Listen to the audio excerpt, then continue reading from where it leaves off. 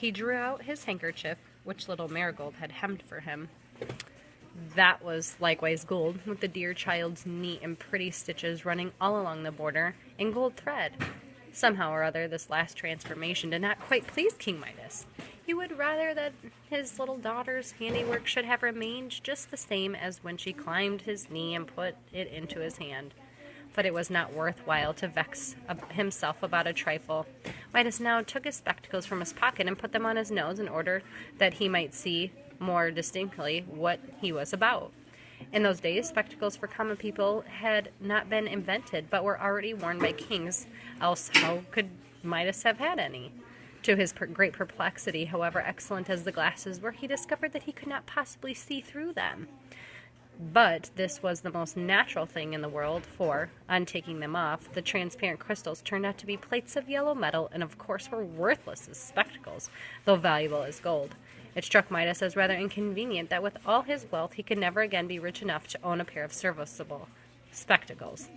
"It is no greater matter, nevertheless," said he to himself very philosophically. "We cannot expect any great good without it being accompanied with some small inconvenience. The golden touch is worth the sacrifice of a pair of spectacles, at least, if not of one's very eyesight. My own eyes will serve for ordinary purposes, and little Marigold will soon be old enough to read to me."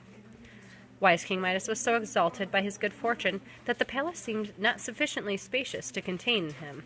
He therefore went down the stairs and smiled, on observing that the balustrade of the staircase became a bar of burnished gold as his hand passed over it in his descent. He lifted the door latch. It was brass only a moment ago, but golden when his fingers quitted it, and emerged into the garden. Here, as it happened, he found a great number of beautiful roses in bloom, and others in all the stages of lovely bud and blossom. Very delicious was their fragrance in the morning breeze, so their delicate blush was one of the fairest sights in the world, so gentle, so modest, and so full of sweet tranquility did these roses seem to be. But Midas knew a way to make them far more precious, according to his way of thinking, than roses had ever been before.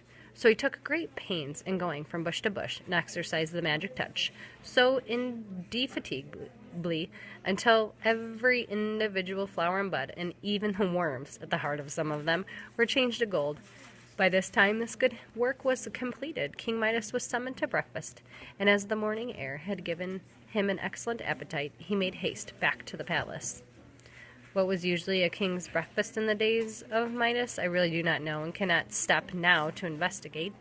To the best of my belief, however, on this particular morning, the breakfast consisted of hot cakes, some nice little brook trout, roasted potatoes, fresh boiled eggs, and coffee for King Midas himself, and a bowl of bread and milk for his daughter Marigold. At all events, this is a breakfast fit to set before a king, and whether he had it or not, King Midas could not have had it any better. Little Marigold had not yet made her appearance. Her father ordered her to be called, and seating himself at the table, awaited the child's coming in order to begin his own breakfast.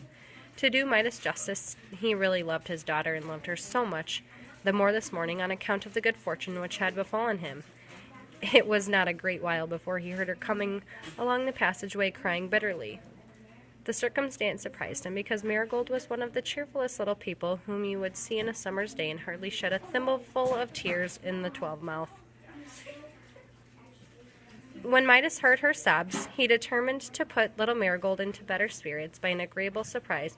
So leaning across the table, he touched his daughter's bowl, which was a china one with pretty figures all around it, and transmuted it to a gleaming gold. Meanwhile, Marigold slowly and disconsolately opened the door and showed herself with her apron at her eyes, still sobbing as if her heart would break.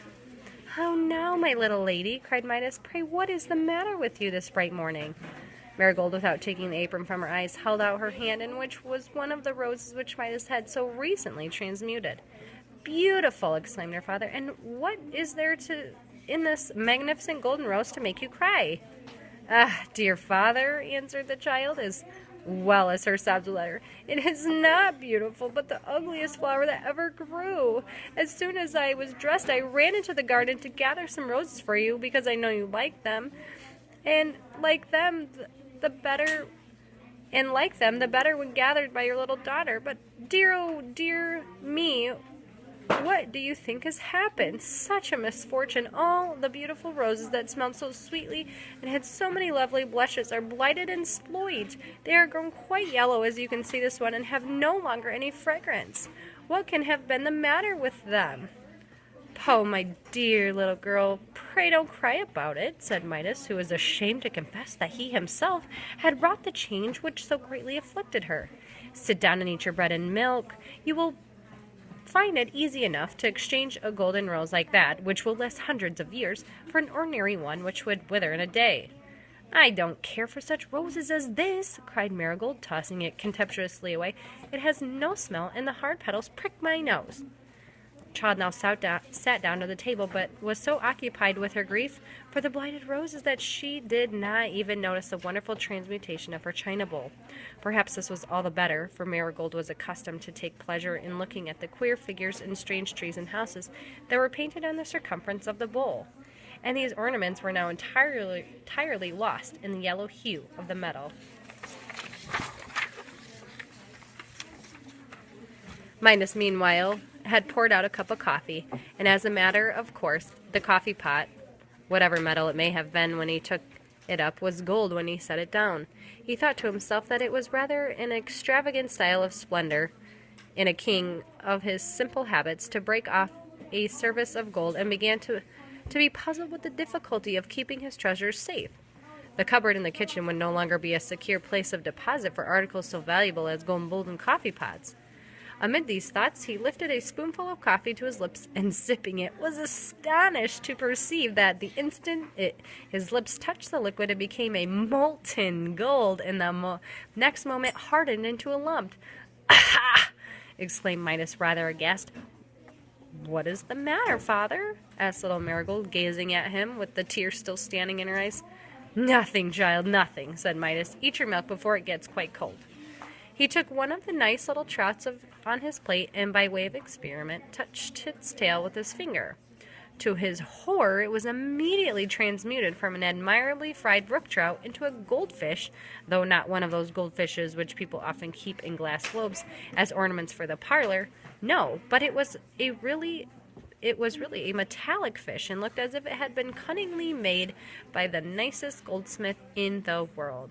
Its little bones were now golden wires, its fins and tails were thin plates of gold, and there were the marks of the fork in it, and all the delicate, frothy appearance of a nicely fried fish, exactly imitated in metal. A very pretty piece of work, as you may suppose, only King Midas, just at that moment, would much rather have had a real trout in his dish than his elaborate and valuable imitation of one.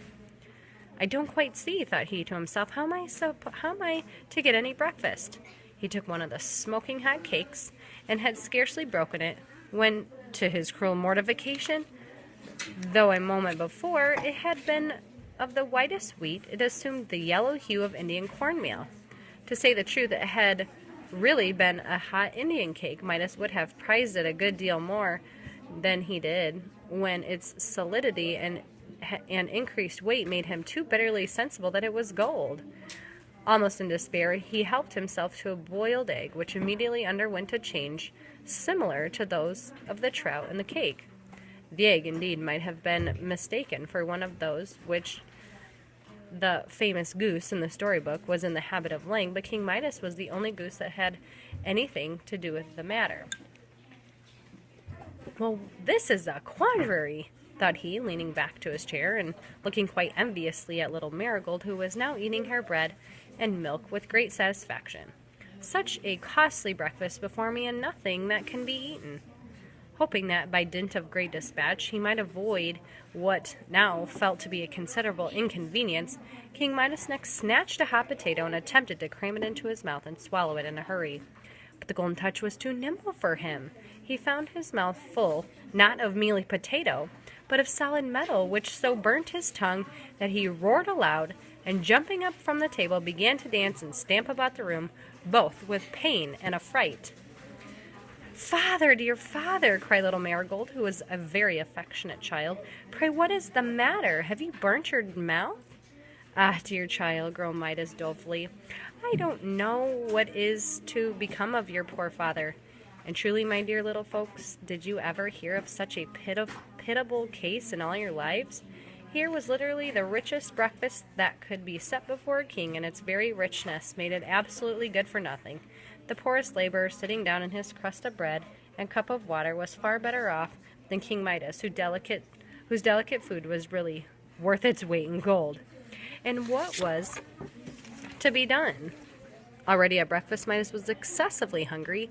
Would he be less so by dinner time? And how ravenous would his appetite for supper, which must be undoubtedly consist of the same sort of indigestible dishes as those now before him? How many days, think you, would he survive a continuance of this rich fare?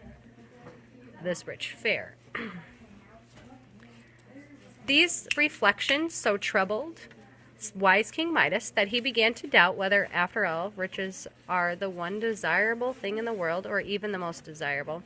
But this was only a passing thought.